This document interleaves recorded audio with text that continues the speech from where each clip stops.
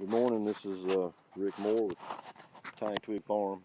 Wanted to come out, I need to make a little compost tea this morning, so figured I'd do a little quick video just kind of show you the basics of how it works.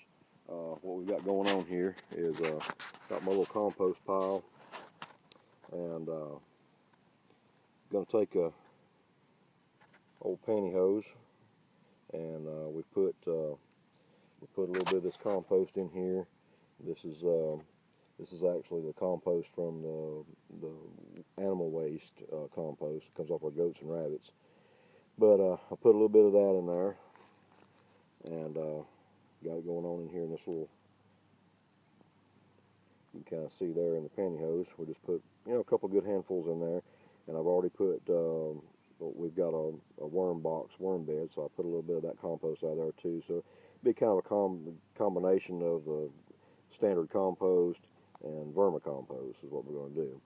So anyway, that's what we did. We got a good handful of that, got it down in this pantyhose, and we'll step over here and I'll show you the rest of it in just a second.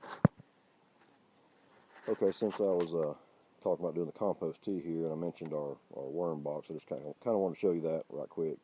What we've got here, this is actually an old dishwasher. It's the liner, the tub of an old dishwasher.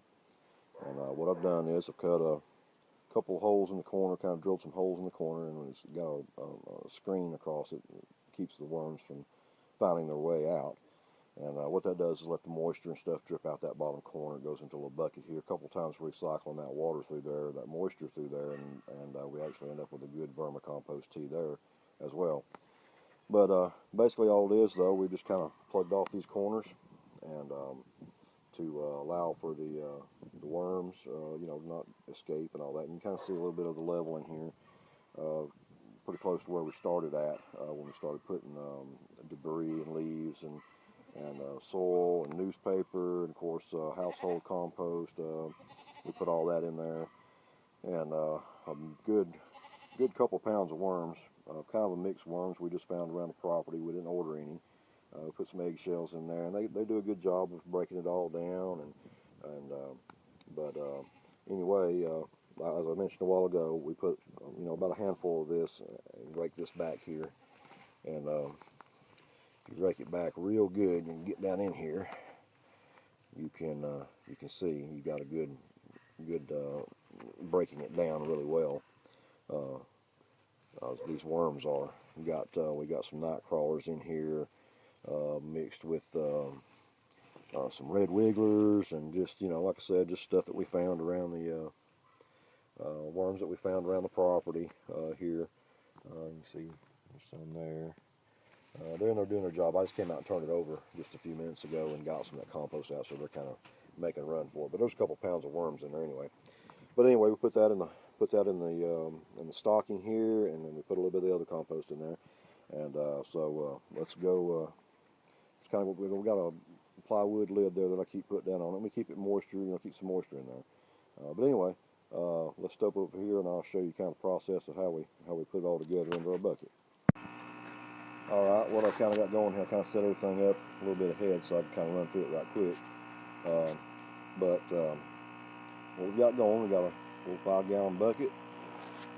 We've taken our nylon stocking. It's got our compost in it that we put in there. We drop it in, basically just like a tea bag is what you're doing. I've got just a little small. You just get a small, cheap little like an aquarium pump. This is one that we had. We've had aquariums before, so I try to keep this stuff. And this is a double outlet. You can do it with a single outlet. Doesn't matter. What you want to do is get this water aerating, get oxygen going in this water. I'm lucky enough that I've got these little weighted bubblers here, so they kind of hold themselves down in there. But if you don't have those, it's fine. You can put just a standard aerator end on it and tie a couple bolts on the end of it, anything to weight it down. You want it down in the bottom so that aerates the water really well. And what we're going to do, and that water is actually, I've got a little pond area that we've got in a container, and a lot of frogs and tadpoles, and I think there's a turtle in there. I believe we've got catfish in there too. So there's a lot of nutrients, natural nutrients that you would find in pond water. So I like to try to use that. That adds a little something extra to it. But what we're going to do is we're going to add, we've got fish emulsion fertilizer here. What we're going to do is, and you can measure it if you want to. I'm kind of used to how to do it here, but what we'll do, we'll add, I don't know, about a couple tablespoons, pretty much what you need to use for that much water. And then here we've got a natural molasses. We don't want a molasses that has a fertilizer that doesn't have a preservative or anything like that. This is 100% molasses. And that sugar, gonna do the same thing. About 2 tablespoons of that in there.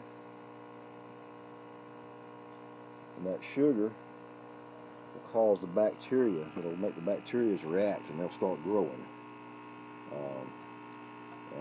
The bacteria and the beneficial bacteria that you have in your compost, that'll make those, that'll feed those bacteria and make them start growing.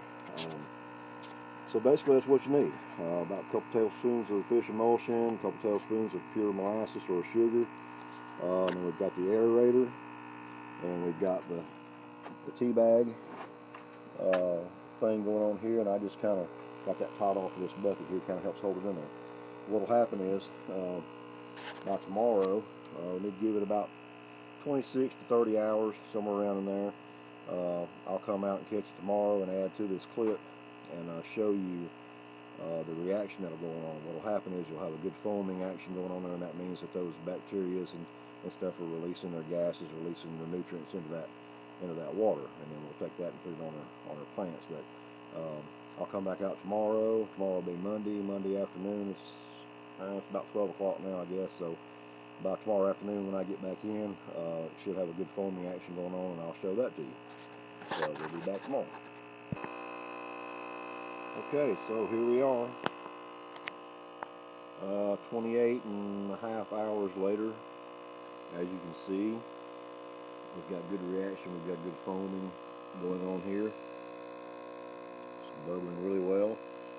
All those bacteria and microorganisms and all that good stuff has compounded many times over, been feeding off those sugars, and so we've had a good success with this batch.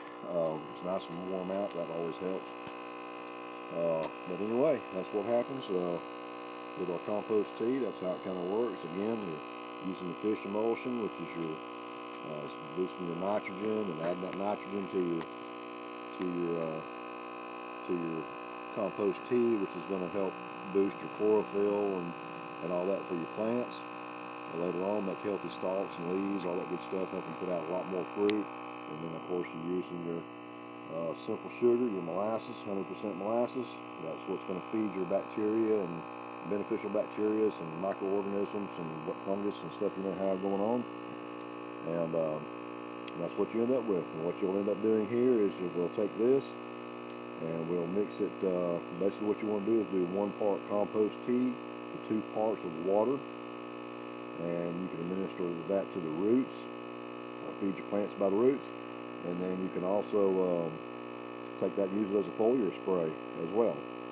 That's really good for your plants. So anyway, again, that was just a quick rundown on a good, quick compost tea you can make, use on your vegetables, your flowers, pretty much anything, really.